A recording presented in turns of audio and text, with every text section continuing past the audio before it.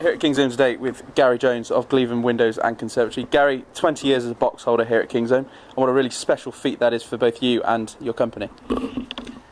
Well, I'd like to think so. We're very proud of the fact, our long association. Had 23 years before that as a boy, and long may it continue. During the 20 years of your involvement here at Kingsholm, you've been witness to many changes both on the pitch and here at the stadium. Yeah, true enough, and no more than the amateur to professional transition. So we were around quite a long time before and after that, and it's good to see it moving forward.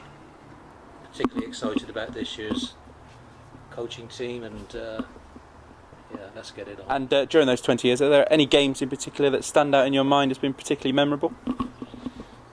Oh, good question. Lots of games probably, particularly the ones where we've beaten Bath. They're all favourites of mine. Standout games, it's more the occasion really for me. You know, along with the staff at Glevum, we do like a party, and the likes of Munster and those occasions, they've always come up trumps and been great. And similarly to that, are there any individual players that have donned cherry and white that stand in your mind? Well, I guess Mike T would have to get a mention there. Phil Vickery. And Andy Deacon. Well, I've got to mention him because I see him quite a lot now, and he's bigger than me. Only just. And I understand that you've got a family connection to one of the real club legends of the Cherry and Whites. Yeah, Mike Nichols, uncle of mine, introduced me to the club when I was a wee lad, 7 or 8 years of age, and he was captain at the time. Went on to become a committee member. So if you were ever going to ask me who my favourite player was, Mike Nichols, best captain the club's ever seen. Now looking ahead to the future, with Rugby World Cup approaching next year and a bright future off the pitch with lots of new signings coming to play in Cherry and White next season, it's a bright time to be a box holder here at Kingsholm. Absolutely, yeah. It's quite a thing to have some of the World Cup played here. I'm looking forward to that greatly.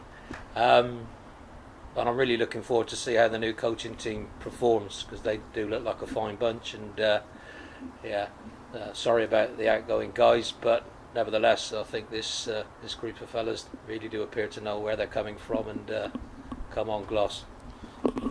And Gary, when you first became a part of the club 20 years ago, you were helping sell programmes at the end of the shed, and then you moved on to working for what is now laying the foundations for the early networking and what could be one of the best networking hosts of the county.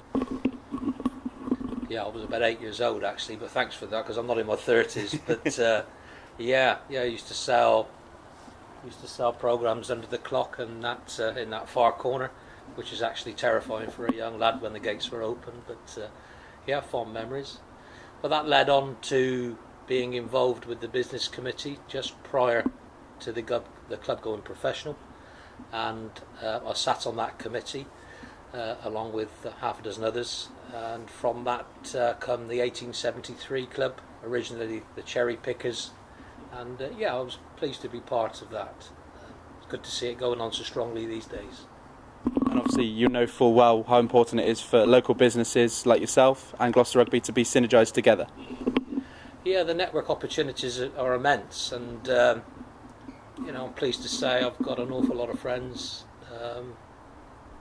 now and in the past, and long may it continue. And Gary, on the whole, after 20 years as a box holder and longer as part of the club, what does Gloucester Rugby mean to you? Well, commercially it certainly helped me to move forward in the given that our business is 30 years of age this year.